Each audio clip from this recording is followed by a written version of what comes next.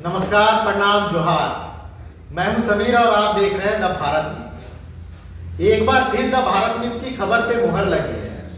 हमने बताया था कि संजय मेहता जयराम महतो के पुराने साथी, पुराने दोस्त अब सुदेश महतो के साथ जाने वाले हैं। अब आजसू का दामन थामने वाले हैं। हमने डंके की चोट पे बताया था कि ये होने वाला है।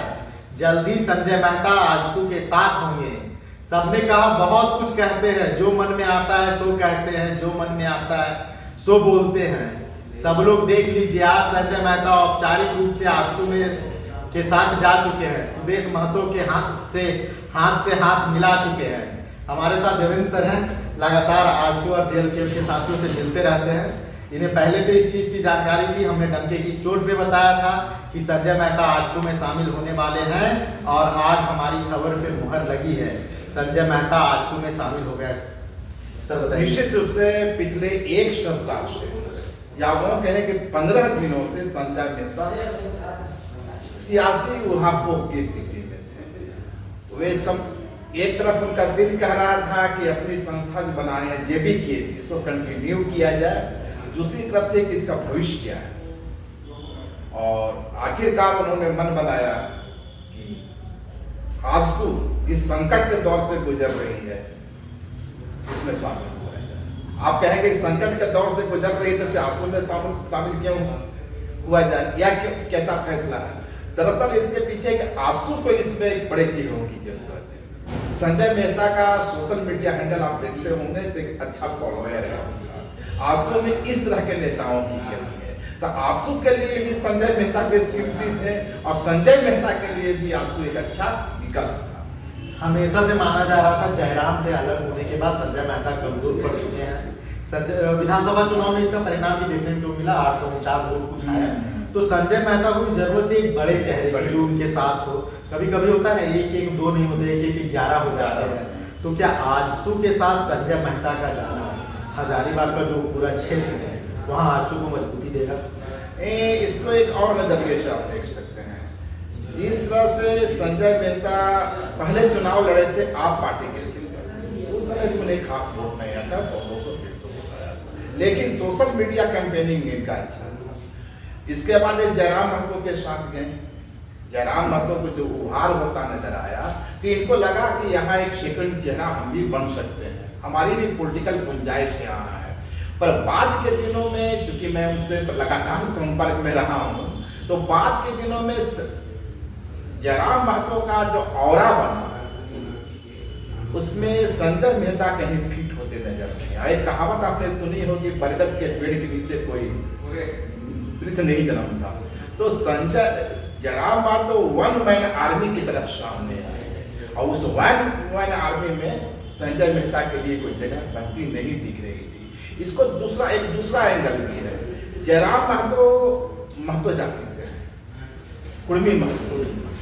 आप देखिए हजारीबाग जिला में कोडरमा हो गया, बरही हो गया, चौपारण हो गया, बरकट्ठा हो गया, इन सारे इलाकों में कोई जाति की एक बड़ी आवाज। और रीतलाल वर्मा बरही से, कोडरमा से विधायक सांसद रहे।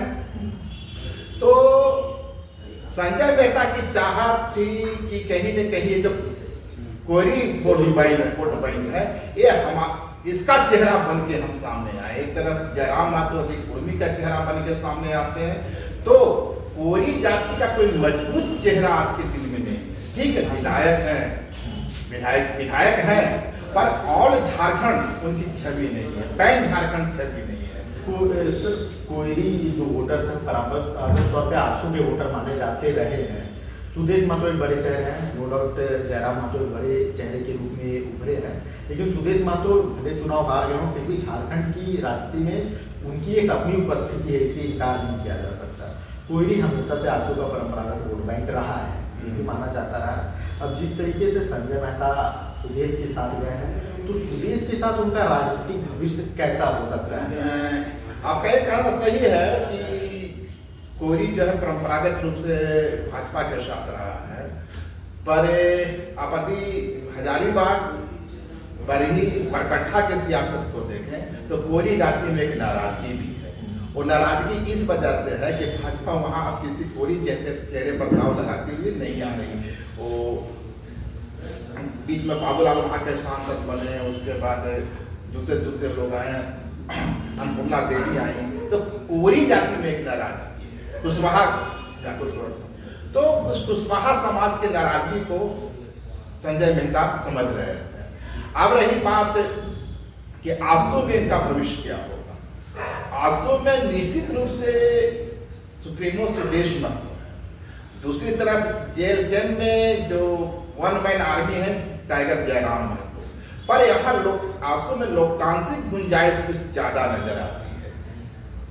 एक बड़ा संगठन है, ठीक है, टाइगर जयराम महतो की सेना अभी धमाल मचा रही है, पर आसू की अपनी सरजमीन है जो 4 दशक से सिंची हुई जमीन है।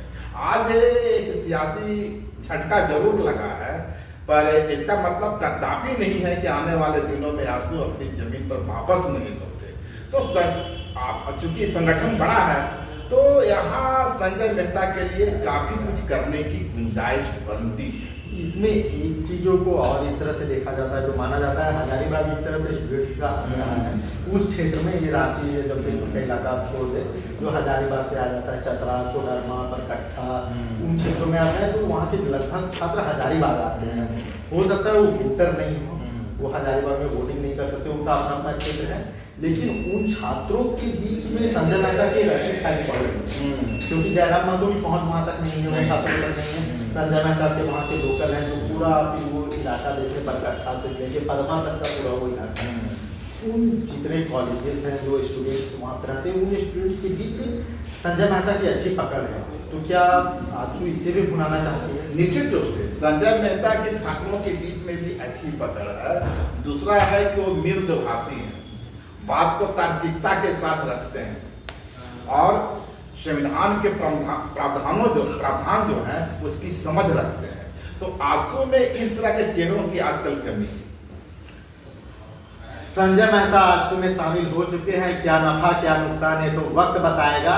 लेकिन अभी की सियासत में जिस तरह से आजसू अपने पुनर्जागरण काल में नए नेताओं को अपने साथ जोड़ रही है, इससे तय है कि आने वाले समय में आजसू संगठन को लेकर और राजनीति को लेकर कुछ बड़े और बदलाव कर सकती है, और झारखंड की सियासत में किस तरह से अपने आप को मजबूत कर सके, इसके लिए भी नए कदम उठा सकती है।